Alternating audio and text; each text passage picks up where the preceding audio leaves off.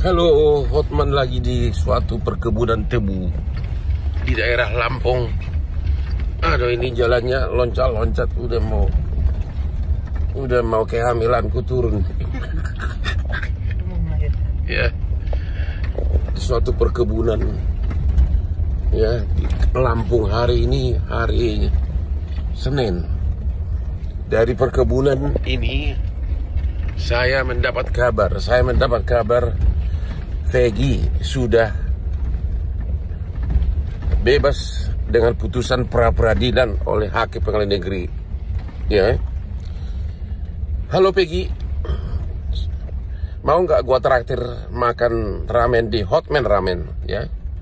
Ya, kalau Peggy ada waktu dan pengacaranya, Hotman mau traktir di Ramen Hotman di Jalan Satrio. Yang kemarin juga Gibran juga baru makan di Hotman Ramen Jalan Satrio Kuningan. Ini saya lagi di perkebunan ini ya, dengan Aspri nomor 1 ya. Nah, ini menuju klien. Kita jadi pengacaranya konglomerat nih, disuruh datang ke perkebunannya. Aduh, udah naik pesawat 50 menit, naik tol 2 jam, sekarang masuk lagi perkebunannya. Tuh, itu orang ngapain sendirian itu orang? bukan seperti yang di jalan-jalan Jakarta. Ah, itu karyawannya. Oh, lagi manen tebu ya? Panen. Oh. Oke, saya tunggu Peggy ya. Halo semua petinggi hukum di Indonesia. Membawa Peggy ke pengadilan, kasus Vina Cirebon, membawa Peggy ke pengadilan malah menimbulkan kesemrautan. Karena apa?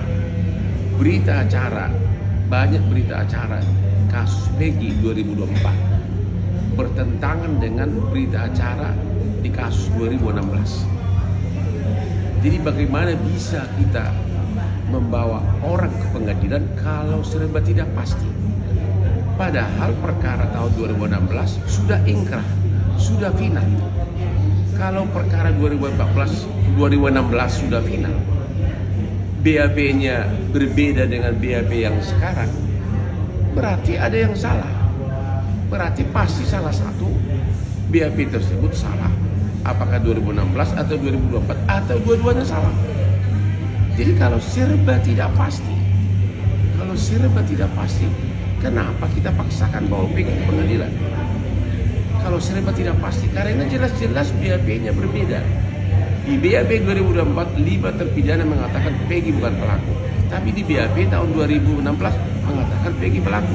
Di BAP 2024, para terpidana mengatakan ada 2 DPO fiktif. Tapi 2016 mengatakan bukan fiktif. Jadi kalau kita memaksakan membawa Peggy ke pengadilan, sama saja kita membuat lagi korban serba atas seseorang yang serba tidak pasti apakah dia pelakunya.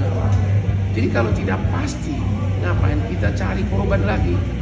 Saya tidak tahu apakah Peggy bersalah atau tidak, tapi yang jelas putusannya nanti pasti serba tidak pasti atau ragu-ragu, karena bertentangan dengan temuan fakta persidangan tahun 2016. Jangan kita tambah-tambahin lagi keraguan-keraguan ini. Tahun 2016 disebutkan pelakunya 11, tapi tahun 2024 di BAP disebutkan 2 dari 11 ini, yaitu yang DPO dinyatakan fiktif. Kan pertentangan kan? Pertentangan yang kedua tahun 2016 disebutkan bahwa Peggy ini adalah pelaku kata para saksi. Tapi di BAP 2024, 5 dari pelaku menyatakan bahwa Peggy bukan pelaku. Di tahun 2016 disebutkan tidak ada pelaku yang fiktif, tapi sekarang ada fiktif. Di tahun 2016 disebutkan 2 DPO inilah yang mengantarkan mayatnya ke flyover, ikut memerkosa. Tapi 2024 disebutkan fiktif. Jadi kalau kasus Peggy diadili akan menimbulkan semakin buram, semakin pertentangan kasus. Jadi mendingan kejaksaan meminta agar tahun kasus 2016 disidik ulang diperiksa, bahkan kami minta agar dibentuk tim pencari fakta untuk mencari sebenarnya apa kejadiannya. Saya tidak mau komentar apapun, saya hanya berdasarkan BAP. BAP menyatakan 5 terpidana mengatakan bukan Peggy pelakunya, hanya 1 yang mengatakan. Maka sebaiknya kejaksaan memerintahkan agar semua terpidana di BAP ulang oleh penyidik, tapi harus didampingi oleh tim pengacara dan juga LPSK agar para terpidana ini tidak merasa diintimidasi, agar yakin diri, ya.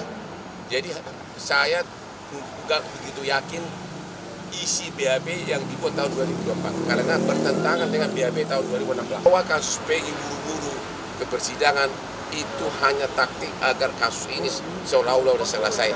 Padahal masyarakat semakin bingung karena nanti akan ada 2 putusan pengadilan yang saling bertentangan. Sekali lagi, membawa kasus Peggy ke persidangan tidak membuat kasus Peggy menjadi terang benderang, malah menjadi semakin semraut. Karena kalau kasus Peggy dibawa ke persidangan, berarti akan ada 2 berkas BAP yang saling bertentangan, yaitu BAP tahun 2016 dan BAP tahun 2024. 2 BAP yang bertentangan, bakal ada 2 putusan pengadilan yang bertentangan, maka kasus ini akan semakin kacau beliau, kacau balau, ya. Jadi jangan, saya mohon kepada kejaksaan agar jangan begitu saja menerima pelimpahan berkas perkara dari penyidik.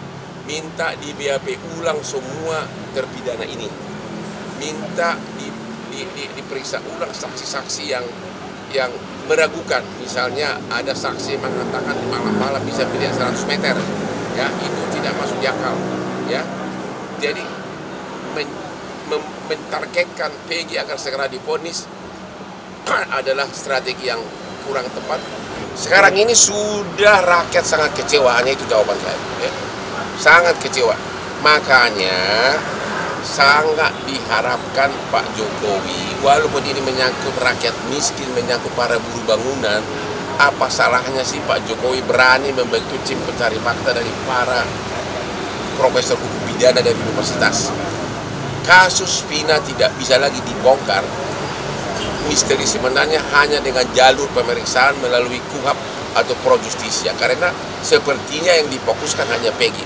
Kalau Peggy dinyatakan bersalah, maka BAP-nya bertentangan dengan BAP tahun 2016. Kalau Peggy dinyatakan tidak bersalah, sama juga, berkas perkara saling bertentangan. Jadi akan ada 2 putusan pengadilan yang berkas perkaranya, yang BAP-nya satu sama lain bertentangan. Itulah namanya keadilan.